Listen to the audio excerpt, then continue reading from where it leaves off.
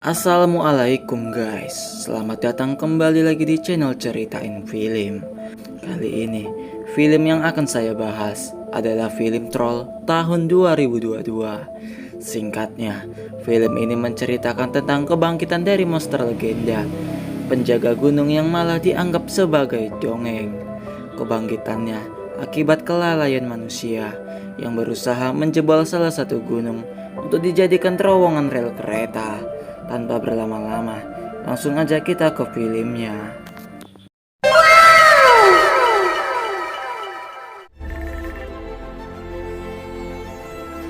Di dataran tinggi pegunungan negara Norwegia, terdapat ayah dan anak yang sedang memanjat salah satu tebing gunung tersebut. Ayah yang bernama Tobias Tideman dan anak yang bernama Nora Tideman. Sesampainya di puncak, sang ayah memberitahu bahwa puncak yang mereka lihat adalah puncak troll. Sang ayah bercerita bahwa dahulu kala ada sekumpulan troll yang berpesta pora hingga mereka mabuk dan tak menyadari bahwa matahari telah terbit, yang membuat mereka semua menjadi batu. Namun Nora yang tak percaya hanya menganggap itu puncak gunung biasa. Namun ketika Nora melihat lebih detail, Nora melihat ada beberapa muka troll yang membatu di puncak gunung.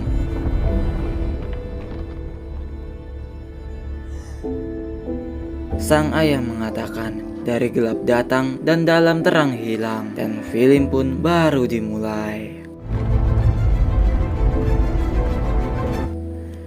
20 tahun kemudian, di pantai Atlantik Norwegia, rupanya Nora yang sudah dewasa bekerja sebagai ilmuwan yang suka meneliti atau mencari fosil dinosaurus. Usahanya pun tak sia-sia. Setelah sekian lama, akhirnya Nora berhasil menemukan fosil dinosaurus.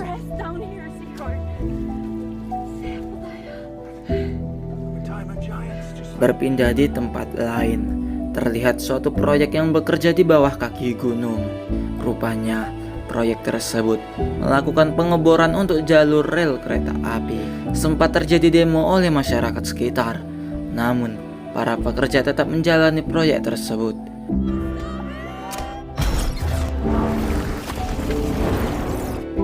Ketika selesai diledakkan, para pekerja pun masuk mengecek keadaan. Tak lama, mulai terjadi getaran dan terdengar suara raungan dari gunung tersebut. Lalu terjadi reruntuhan batu di terowongan tersebut yang menewaskan semua para pekerja.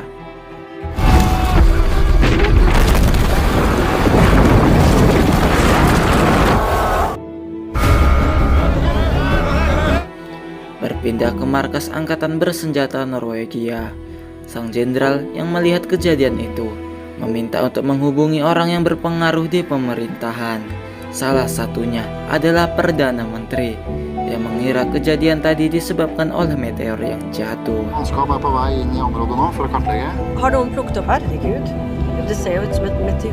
Melihat bukti kedua yang berupa tapak kaki raksasa, sang Perdana Menteri meminta asistennya untuk mencari ilmuwan yang paham dengan kasus ini. Berpindah ke tim Nora yang sudah merayakan keberhasilan Nora yang telah menemukan fosil dinosaurus. Tak lama, muncul angkatan militer yang akan menjemput Nora.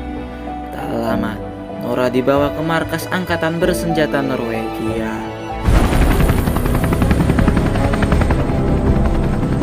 Di sana, Nora disambut oleh sang asisten Perdana Menteri yang bernama Andreas. Lalu setelahnya, Andreas mempertemukan Nora dengan para petinggi pertahanan Norwegia. Saat tak lama masuk, muncul kakak-kakak cantik yang bernama Sigrid. Dia menunjukkan salah satu rekaman warga desa. Ingen enkel sak å komme seg inn, skal jeg hilse og si. Og jeg ser så å si umulig. Di sana, terlihat sosok raksasa yang keluar dari gunung.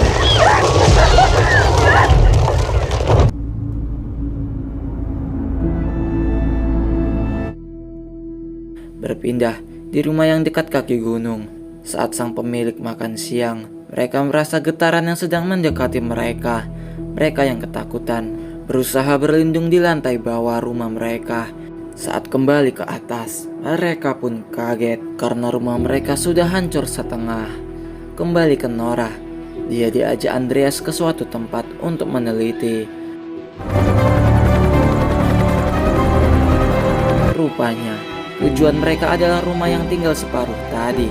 Di sana, Nora disambut oleh Kapten Holm yang biasa dipanggil dengan sebutan Kapten Chris. Di sana, Nora diajak Chris untuk menemui sang pemilik rumah. Saat diinterogasi, mereka mengatakan ada gunung yang berjalan di rumah mereka, dan gunung itu mengeluarkan suara seperti raungan. Saat keluar, Nora menemukan tapak kaki raksasa.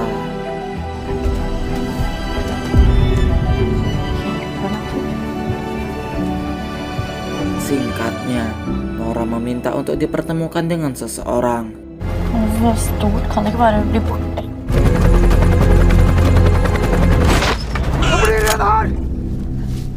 Rupanya, orang tersebut adalah ayah Nora yang sudah tak terurus.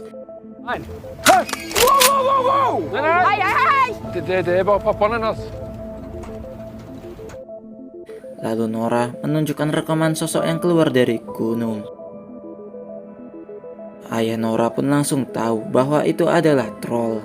Namun Nora yang tak menganggap itu serius, karena troll hanya cerita dongeng bagi Nora sewaktu dia kecil. Kittelsen. Hva visste han egentlig?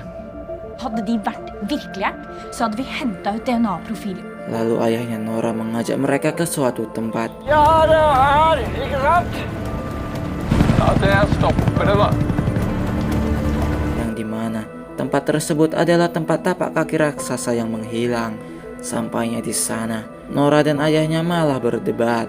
Fantasi. Dinosaurer var også ansett som fantasifigurer. Naturlig. Hei, det er Tiba-tiba, batu di samping mereka bergerak.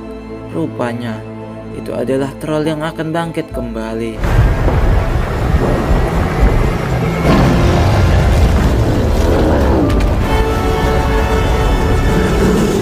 Mereka yang mengetahuinya langsung lari masuk ke helikopter. Sedangkan di markas, para petinggi yang melihat rekamannya, mereka pun merasa bingung karena ada makhluk sebesar itu yang mereka tidak sadari.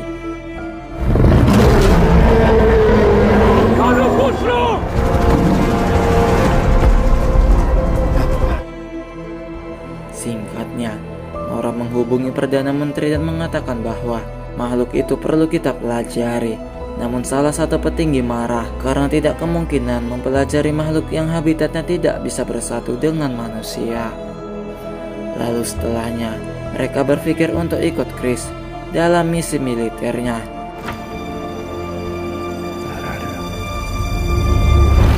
Mereka pun menemui Chris untuk ikut bersamanya. Lalu Chris mengizinkannya, namun tetap di belakang dan ikuti perintah. Så dere skal være med på det her. Så må dere holde dere i bakgrunnen og følge mine ordre. Tanpa pikir panjang, mereka pun setuju. Sesampainya di tujuan, mereka pun bersiap untuk mencari posisi. Tak lama kemudian, datanglah troll menuju ke arah mereka. Tanpa pikir panjang, mereka pun langsung menembakkan berbagai senjata, berharap sang troll bisa mati. Tapi sang troll yang kebal akan api berusaha untuk menyerang balik. Pada saat itulah mereka lari terbirit-birit untuk bersembunyi.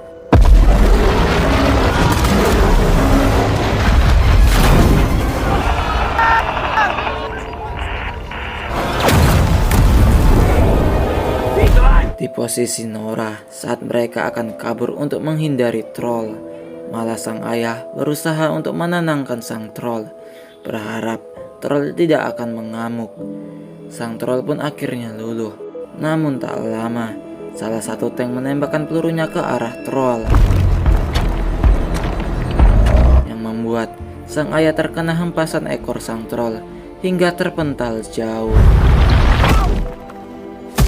Sedangkan tank yang menembaki, rupanya tank tersebut langsung hancur dengan sekali pijak. Nora pun langsung menemui ayahnya yang sekarat.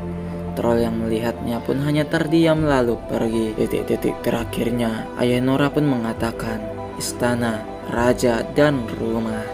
Setelahnya, ayah Nora pun meninggal. Lalu setelah itu, Nora pun hanya bisa melihat kenangan sewaktu kecil dengan ayahnya. Tak lama, Nora dihampiri Andreas dan Chris. Di sana, Nora mengetahui kebenaran dari buku ayahnya. Nora pun langsung menyampaikan itu kepada para petinggi pertahanan. Di sana, Nora mengatakan bahwa troll tidak suka suara yang keras, seperti lonceng gereja, dan termasuk suara mesin bor. Berita itu Nora dapat dari berita buku yang bercerita sosok monster yang melemparkan batu ke lonceng gereja, dan hal itu didukung Chris yang berkata bahwa senjata modern mereka tak berpengaruh pada troll tersebut. Jadi mereka harus percaya pada omongan Nora Tideman. Berpindah ke sebuah taman hiburan di tenggara Norwegia. Saat salah satu bocil melihat patung troll, tiba-tiba terjadi goyangan kembali. Rupa-rupanya sosok troll sudah ada di sana juga. Tak lama, datanglah bantuan militer yang tiap timnya membawa lonceng gereja.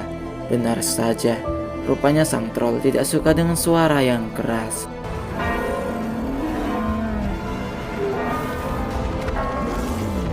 Namun, beberapa helikopter pun bisa dihancurkan troll. Saat salah satu helikopter yang akan menjatuhi bocil tadi, sang troll pun menangkap helikopternya dan tidak jadi menimpahi bocil tadi. Nora yang melihatnya, dia menyimpulkan bahwa troll juga memiliki perasaan, sedangkan troll dia memilih pergi entah kemana. Akibat kejadian tersebut, berita tentang troll pun menyebar luas dan masuk ke semua siaran TV berita. Setelahnya, Nora menjelaskan semua hal yang dia tahu kepada Perdana Menteri. Namun, Perdana Menteri yang menganggap tak serius mempersilahkan Nora untuk keluar dari permasalahan ini. Setelah itu, ketika para petinggi mulai rapat, salah satu dari mereka menyimpulkan bahwa makhluk itu harus mati dengan rudal yang mereka punya. Ya, mungkin kalian harus tahu, rudal yang dimaksud adalah rudal nuklir. Sang jenderal pun melarangnya karena rudal tersebut akan memiliki resiko besar pada negara Norwegia. Saat Andreas mengajukan pendapat, malah pendapatnya tidak dihargai oleh para petinggi dan dia dimohon untuk keluar. Saat keluar, Andreas menemui Nora yang mengajaknya ke suatu tempat. Setelah itu, rupanya Perdana Menteri melakukan pidato yang disiarkan di seluruh TV berita Norwegia, yang dimana pidato tersebut berisi permintaan maaf karena militer mereka juga tak dapat menghentikan monster itu. Perdana Menteri juga mengatakan bahwa mereka melacak sang troll menuju ke ibu kota mereka, yaitu kota Oslo. Bersamaan dengan itu, warga kota Oslo pun mulai dievakuasi karena takut akan terjadi hal yang buruk. Ketika Nora membaca buku, dia menyadari sesuatu dan dia meminta Andreas untuk memutar balik arah. Singkat cerita, Nora menuju istana raja di kota Oslo. Sempat dihadang penjaga, namun tak lama raja pun datang dan menyambut mereka.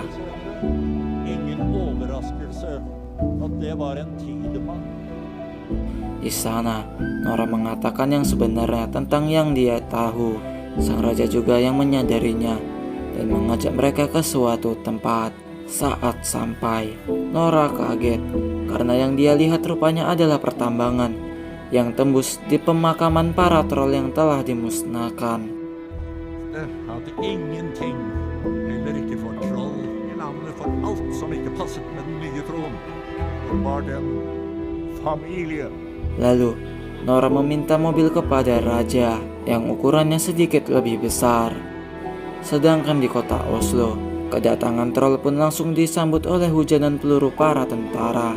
Nora pun menghubungi Chris untuk melakukan rencana. Chris pun bersedia dan meminta bantuan juga dari temannya. Sedangkan di tempat para petinggi, mereka yang kehabisan cara, mau tak mau harus menggunakan senjata andalan mereka. Jenderal pun mulai mempersiapkan rudal yang akan dipakai. Sigrid yang mengetahuinya langsung menghubungi Andreas bahwa Oslo akan dimusnahkan karena rudal akan siap untuk diluncurkan. Lalu Andreas meminta ulur waktu dengan Sigrid yang meretas jaringan militer. Sedangkan di posisi Chris, dia dijumpai temannya yang akan membantunya, dan temannya sudah membawa anggota dan peralatan yang lebih dari cukup. Kembali ke Sigrid, Akhirnya, dia berhasil meretas jaringan militer dan rudal pun gagal diluncurkan. Sedangkan Nora, dia keluar dengan membawa apa yang dia dapat.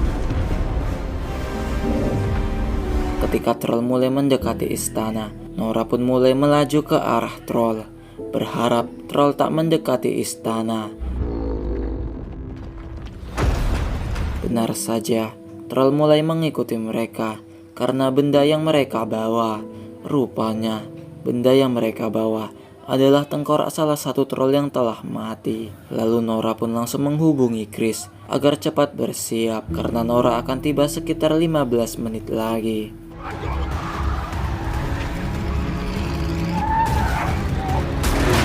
Karena tali ikat yang terputus membuat tengkorak tersebut jatuh dari mobil.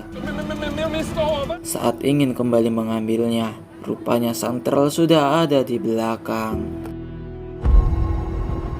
Troll yang melihat tengkoraknya langsung mengambilnya dan mulai merenung. Namun tak lama, dia tak sengaja menjatuhkannya yang membuat troll tersebut marah besar dan mulai kembali mengejar Nora dan Andreas.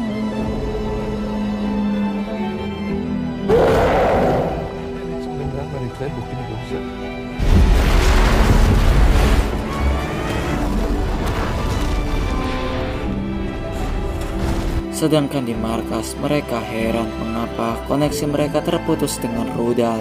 Ketika salah satu mereka berkata ada yang menghalangi sistem dari dalam, membuat salah satu petinggi menghampiri Sigrid. Sayangnya, ia malah ketahuan dan rudal pun diizinkan kembali untuk diluncurkan. Sedangkan Nora, dia memancing troll ke arah tempat Chris. Saat troll akan menghancurkan mobil Nora, akhirnya Nora bisa keluar dari mobil. Pada saat itu, troll berniat menginjak Nora, namun niatnya terhenti saat mendengar sirine mobil militer. Saat itulah Chris menghidupkan semua lampu raksasa yang dia punya, yang membuat troll menjadi melemah. Di saat ada kesempatan, Nora pun kabur dan dibantu oleh Andreas. Saat rudal akan diluncurkan, rupanya jenderal membatalkannya. Saat salah satu petinggi tak terima, tiba-tiba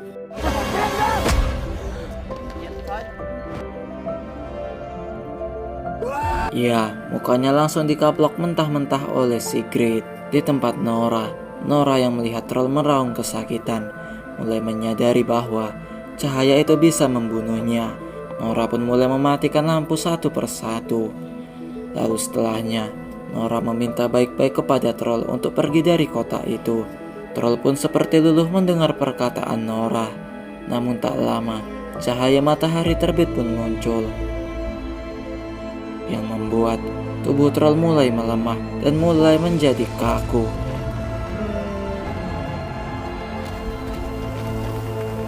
Nora yang mendekatinya dan terlihat mata troll yang mulai membatu sepenuhnya.